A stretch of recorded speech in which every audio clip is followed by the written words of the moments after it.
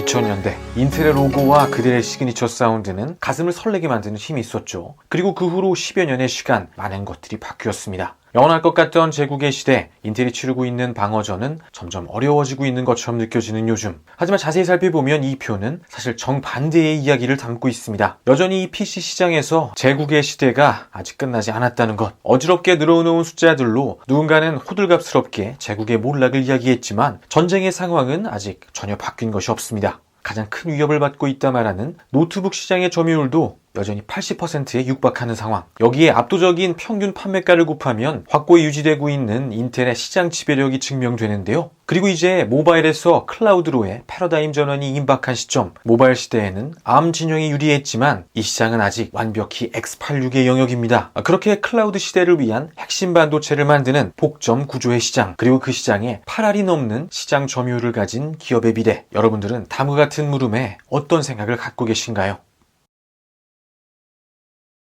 이 파운드리 시장에서 독점적 지위를 누리는 것처럼 이해되는 TSMC의 점유율이 50% 선에서 움직인다는 점을 고려해보면 지금 인텔이 받고 있는 밸류에이션은 상대적으로 너무 낮아 보입니다. 물론 시총은 현재의 매출, 현재의 점유율이 아니라 미래의 매출, 미래의 점유율에 대한 이야기에 더 가깝기 때문에 경쟁사인 AMD 제품들의 성능이 비약적으로 개선된 점을 들어 미래엔 인텔이 현재의 지위를 이어가기 어려울 것으로 판단하기 때문으로 생각하는데요. 따라서 이 모든 이야기의 중심에 놓인 단어는 바로 성능이 되겠죠. CPU 시장의 3개의 세그멘트, 데스크톱, 모바일, 서버를 기준으로 다음과 같이 로드맵들을 정리하고 여기에 추가해야 하는 것이 지난 8월에 시장에 등장한 인텔의 12세대 프로세서 엘더레이크입니다. 반도체 성능에 가장 직접적으로 관여하는 두 개의 단어 중 첫 번째로 정리해야 하는 부분은 공정에 대한 부분인데요. 그간 인텔을 괴롭혔던 것이 공정의 열이었죠. 그리고 이번에 등장한 엘더레이크는 인텔이 이 공정 열이를 극복하는 순간 이 로직 반도체 시장에 과연 어떤 일이 벌어지는지 명확히 증명해주고 있습니다. 코어 개수 때문에 AMD 쪽이 특히 강하던 일부 벤치 항목에서도 이제 인텔이 앞서는 모습이죠. 모바일용 엘더레이크 역시 마찬가지인데요. 올해 애플의 M1 Max가 모바일 벤치마크 최상위 자리에 오르며 시장을 경악시켰지만 엘더레이크가 등장하며 모바일 프로세서 시장에서 반전을 이뤄낸 모습입니다. 결국 공정과 설계, 로직 반도체 성능을 좌우하는 두 개의 단어 중 그동안 인텔이 애를 먹었던 것은 공정의 열의 때문이었고 그런 인텔이 7나노급 공정에 진입하자 다시 되찾은 성능 우위. 이제 우리가 살펴볼 것은 그래서 앞으로는 어떻게 될 것인지에 대한 부분일 텐데요. 우선 공정력과 관련해 인텔이 그리고 있는 비전은 지난 옹스트롬 상륙작전 에피소드를 통해 설명한 것처럼 다음과 같이 정리가 되죠. 파운드리 사업을 시작해 기구축된 설비로 운영 효율을 극대화하고 무리한 공정 전환을 피하기 위해 선단 공정은 외부 파운드리로 활용, 그리고 남은 여력은 이나노 공정 개발에 모두 집중시키는 것. 사실 이 옹스트롬 상륙작전에서 가장 중요하게 살펴봐야 할 부분은 인텔이 과연 그들이 상륙 지점까지 타고 갈 배를 마련할 수 있느냐 하는 부분이었습니다. 다시 말해 극도로 한정된 이 최신 공정 파운드리 캐파를 두고 주요 팹리스 기업들과의 수주 경쟁에서 승리할 수 있을 건지에 대한 고민이 있었죠. 그리고 올해 말 들려오고 있는 소식들은 인텔이 우리가 예상했던 것보다 훨씬 더 거대한 배를 마련할 수 있을 거란 기대를 갖게 합니다. 바로 TSMC의 3나노 공정 계약 루머들이죠. 원래 이 TSMC의 3나노 공정은 언제나처럼 애플이 거의 대부분 점유하게 될 것으로 예상했었죠. 남은 자리를 엔비디아, AMD, 퀄컴 등 이 유력 팹리스 중 누가 차지할 수 있는가 하는 데 초점이 모아졌었습니다. 그런데 디지타임스를 비롯한 대만발 언론이 전해준 소식은 인텔이 다른 이들을 제치고 TSMC 3나노 공정 선계약에 도달했다는 것이죠. 또 한 가지 중요한 부분은 비슷한 시기 TSMC가 애리조나에 짓고 있는 최신 공정 팹의 노드가 5나노에서 3나노로 바뀌었다는 점인데요. 인텔을 위한 추가적인 캐파 한 배가 있을 수 있다는 것. 더 큰 배를 확보한 인텔. 그렇게 되면서 인텔의 옹스트롬 상륙 작전은 더 큰 현실성을 갖게 되었습니다. 이미 인텔은 인텔 7 공정에서 만들어지는 엘더레이크를 무리 없이 양산하고 있고 그 다음 단계의 공정인 인텔 4 역시 이미 생산에 돌입했죠. 여기에 인텔이 TSMC의 3나노 캐파를 선점하게 되면서 최악의 경우에도 7나노에서 5나노 사이에 자리 잡게 될 경쟁자들의 공정 싸움에서 승리하게 되는 상황. 대략적인 그림이 그려지시나요? 그동안 인텔을 저평가받게 만들었던 유일한 이유, 이 공정 분야에서의 열의가 상쇄되고 인텔이 공정 우위를 올라서는 공정의 그랜드 크로스가 이루어지는 시간. 이제 마지막 남은 베어 케이스 시나리오는 혹시나 앞으로 이 인텔의 설계 우위가 깨지는 경우의 수인데 다음과 같은 단어들로 이야기를 이어가 보겠습니다.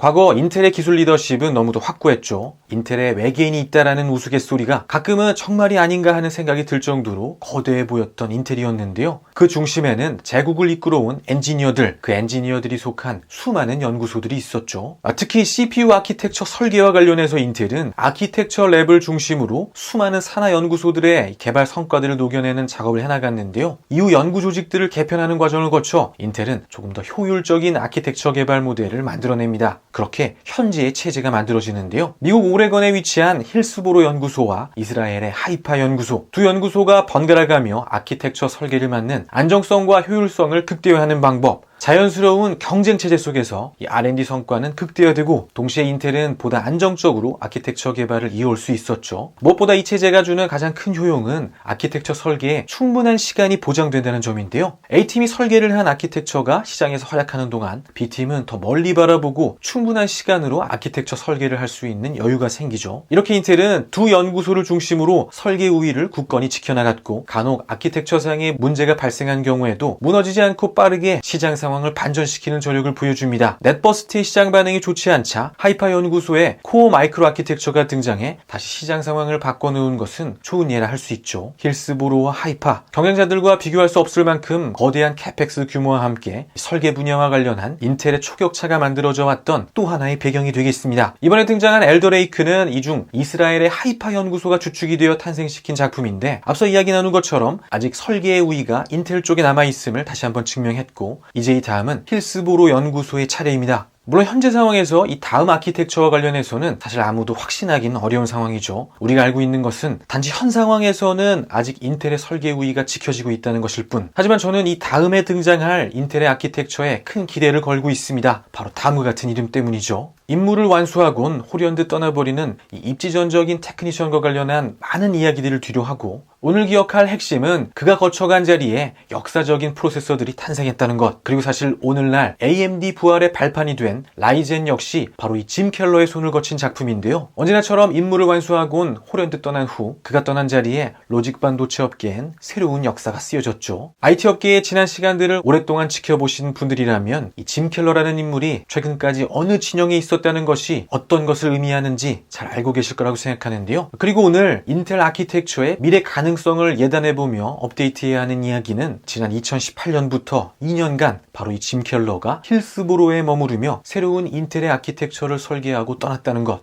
그리고 인텔의 엔지니어들과 함께 그가 설계한 새로운 CPU 코어가 등장할 시간이 이제 초읽기에 들어갔다는 점이죠. 엘더레이크와 하이파, 힐스보로, 그리고 짐 켈러까지 앞으로도 인텔의 설계 우위가 계속해 지켜질 것이라 기대하게 만드는 명확한 이유들, 그리고 사실 인텔의 미래 비전에서 이 CPU 시장에 대한 이야기는 하나의 챕터에 해당하는 이야기라는 것 아마도 잘 아시는 이야기가 될 텐데요. 인텔은 언제나 그들의 것이었고 지금도 그들의 것인 이 CPU 시장을 넘어 새로운 세계로의 진격을 기획하고 있다는 것입니다.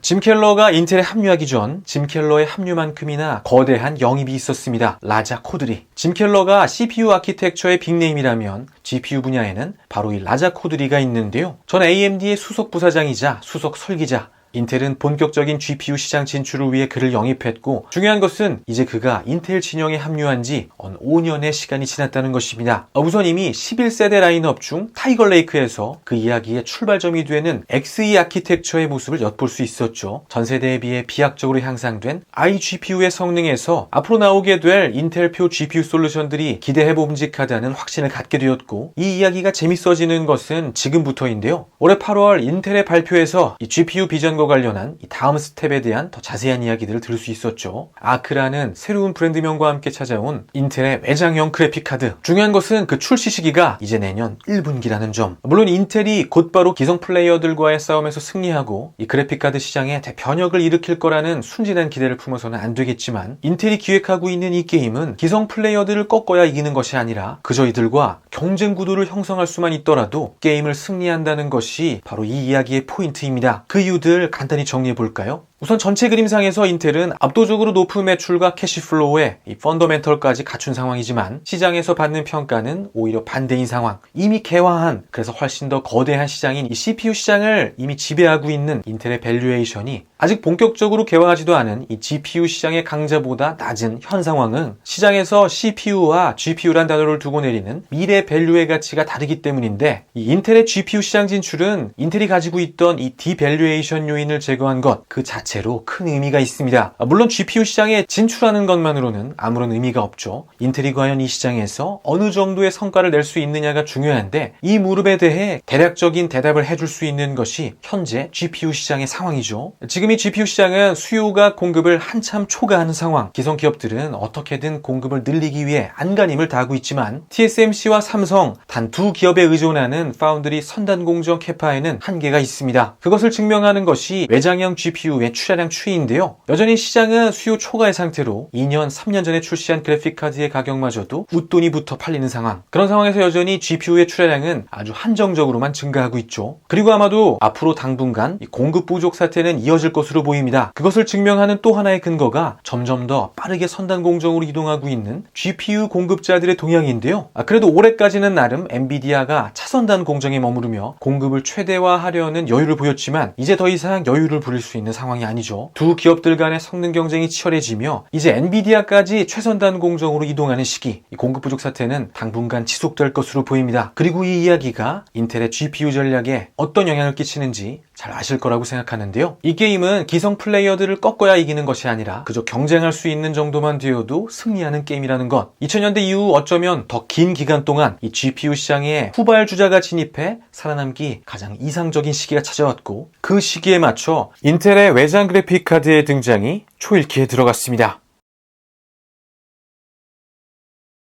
지금 우리가 타이거 레이크와 엘더 레이크, 그리고 곧 등장할 외장 그래픽 카드를 통해 보고 있는 것은 인텔이 그리고 있는 거대한 계획의 가장 첫 단계에 있는 이야기죠. 앞서 이야기 나눈 것처럼 이미 보장된 수요가 있는 상황, 이 싸움에서 얼마간의 성장 동력을 보충한 후 그 다음에는 전문가용 워크스테이션과 데이터 센터의 GPU 엑셀러레이터 시장이 기다리고 있습니다. AI 머신러닝, 자율주행과 데이터 센터를 비롯한 이 상단부가 현재 GPU 기업들이 시장에서 그토록 높은 밸류를 받는 이유이자, 반대로 인텔이 해당 시장을 재차 선점할 수 있다면 지금과는 완벽히 다른 차원의 엄청난 밸류에이션을 받게 될 수 있는 그야말로 핵심 요충지인데, 여기에는 다음과 같은 이름이 준비되고 있습니다. 우선 이 시장에서는 앞선 컨슈머 시장과 다르게 그저 기성 경쟁자들 수준만큼만 하자 이렇게 판단하고 들어가선 곤란하죠. 이 GPU 엑셀러레이터 시장은 장기적으로 컨슈머 그래픽카드 시장과는 비교할 수 없을 만큼 거대한 기회가 만들어질 시장이고, 또 이제 막 시장이 만들어지고 있는 상황이기 때문에 선점을 위해 처음부터 전력을 다해야 합니다. 무엇보다 한번 솔루션을 선택하면 수요자들이 다른 업체의 솔루션으로 바꾸기 어려운 이 시장의 특성까지 고려한다면 더더욱 그렇죠. 따라서 이 폰테베 큐오가 경쟁자들의 솔루션에 비해서 얼만큼의 경쟁력을 가질 수 있느냐, 특히 성능에 대한 부분이 가장 중요할 텐데, 이미 인텔 측에서 발표한 자료들이 있습니다.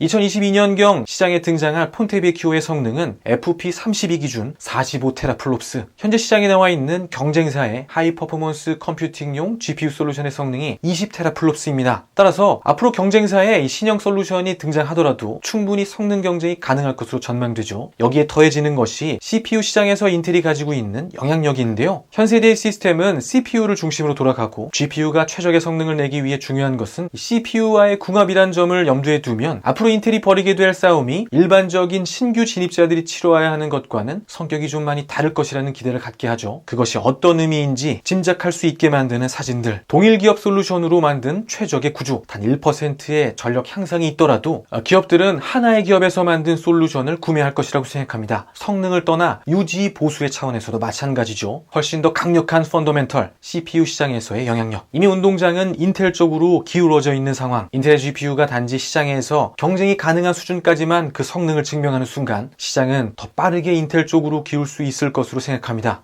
iGPU에서부터 데이터 센터까지 닿아 있는 인텔의 GPU 비전, 그 키를 쥐고 있는 이 폰테베 큐오의 모습을 다시 천천히 살펴보면 아주 정교하게 설계된 인텔 미래 비전의 모습을 함께 엿볼 수 있는데, 폰테베 큐오가 담고 있는 인텔 GPU 전략에 대한 이야기들 정리해보며 오늘 시간 마무리할까 하는데요. 과거에는 이 수많은 제품군을 두고 개별적인 설계와 개별적인 생산이 이루어졌죠. 따라서 공략하는 시장의 크기가 넓어질수록, 또 제품군의 숫자가 많아질수록 생산 운영 효율은 극도로 떨어지는 문제가 있었습니다. 우리는 다음과 다음과 같은 단어로 간단히 이 현상을 설명할 수 있는데요. 이것은 서버, PC, 모바일을 모두 공략해야 하는 인텔이 모바일 진영과의 싸움에서 그동안 굳건히 지켜오던 초격차를 유지하지 못했던 핵심 배경이 되기도 했죠. 하지만 2020년대에 인텔의 GPU 비전은 이와 같은 점에 대한 확실한 해결책을 가지고 설계되었습니다. 앞서 설명한 것처럼 인텔의 GPU 비전은 CPU 안에 내장 GPU인 iGPU에서 외장 그래픽 카드, 이어 워크스테이션과 데이터 센터용 엑셀러레이터로 확장되는 그림을 가지고 있는데, 핵심은 이 모든 생태계가 XE 아키텍처라는 하나의 뿌리에서 출발한다는 것. 통합된 아키텍처 안에서의 확장, 이것을 통해 인텔은 극도의 운용 효율을 얻습니다. 우선 설계 관점에서 인텔은 그들의 설계 역량을 오롯이 표준 코어 설계에 집중할 수 있습니다. 하지만 고민이 남습니다. 문제는 이렇게 만들어진 타일들을 많은 제품들의 생산으로 분배해내는 것. 바로 여기가 2020년대 인텔이 설계한 그들의 미래 비전에 진수가 담긴 부분입니다. 현재 반도체 시장은 수급 불균형이라는 문제로 고민하고 있죠. 특히 로직 반도체 시장은 선단 공정이라는 더욱더 한정된 공급망에 의존하고 있는 상황이기 때문에 각 기업들의 경쟁의 포인트는 어떻게 하면 더 안정적으로 더 많은 선단 공정 캐파를 확보할 수 있느냐 하는 점입니다. 삼성, TSMC, 인텔, 결국 한동안 업계는 오직 이 세 공급자에게서만 선단 공정 캐파를 확보할 수 있는 상황. 이 지점에서 인텔의 IDM 2.0 전략의 의미를 찾을 수 있는데요. 인텔은 그들의 선단 공정 개발과 증설에 총력을 다하는 동시에 경쟁 팹리스 업체들과의 수주 경쟁에서 승리한 상황. 이렇게 외부 파운드리의 생산 캐파를 추가적으로 확보해냄으로써 가장 안정적인 선단 파운드리 공급망을 완성했습니다. 문제는 이제 외부 파운드리까지 활용하며 여러 개의 공정들로 산계해 제조되는 다이들을 다시 모아 어떻게 완성된 제품으로 만들어내느냐 하는 점이죠. 바로 여기서 등장하는 것이 인텔의 3D 패키징 기술인데요. 대표적인 것이 실리콘 관통 전극을 통해 상하의 다이를 연결해내는 포베로스와 브릿지를 통해 주변의 다이를 연결해내는 EMIB죠. 그 기술로 탄생한 폰테베키오는 앞선 그들의 3D 패키징 기술로 만들어갈 인텔의 미래 비전이 어떤 것인지 명확히 보여주고 있는데요. 우선 타일화된 설계로 각각의 다이들은 서로 다른 공정으로 배분되며 파운드리 부족 사태에서 인텔은 이 운용의 유연성을 갖고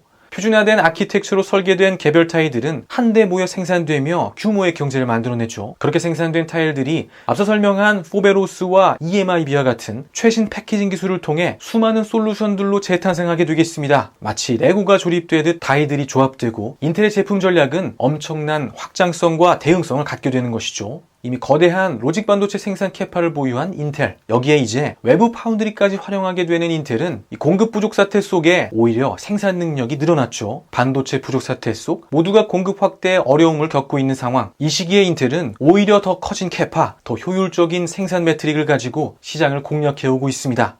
다른 이들이 모두 IDM 모델을 버리고 효율성을 쫓아 팹리스와 파운드리로 분화되는 동안에도 이 IDM 체제를 끝까지 고수한 인텔의 고집을 두고 어떤 이들은 선택과 집중에 실패했다며 당시 인텔의 결정을 비판했죠. 하지만 드디어 3D 패키징 기술의 본격 적용과 함께 그들이 지켜낸 생산 캐파가 오롯이 승리 공식으로 승화되는 시간. 그렇게 마침내 IDM 제국의 반격이 시작될 시간이 찾아왔습니다.